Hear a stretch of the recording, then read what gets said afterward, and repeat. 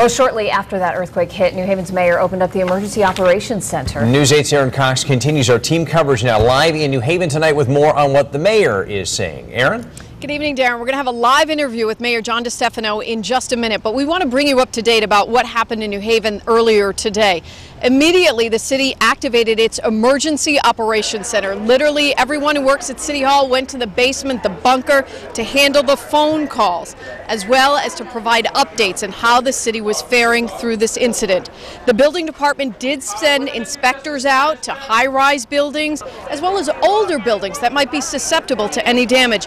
Meantime, folks who felt the rocking and rolling that work in those office buildings, they sort of evacuated themselves to the New Haven Green, and once there, everybody had a story to tell. And all of a sudden, I could feel like a little sway, and then the other people said, "Did you feel that?"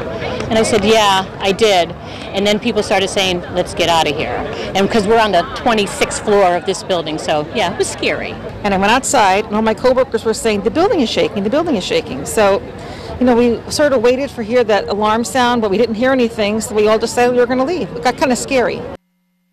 So a lot of folks feeling a bit scary this afternoon. One reason, the City of New Haven activated the Operations Center. Joining me now live to talk a little bit about more how the city responded, Mayor John DeStefano. Thanks for making time. 3 hours now from the incident. Have we learned anything new, or are we still seeing no damage? Well, no damage. What we were confronted with, though, were about a dozen fire alarms pulled in our tallest buildings, and that's what we saw and caused us to activate Emergency Operations Center. What we immediately did is contact our urgent facilities, the hospitals, make sure everybody was operating, and the tennis center, frankly, where we had a match in progress, and we evacuated the building over there. What we then put in place were teams of building inspectors and fire officials to go out and check building by building what condition they were in.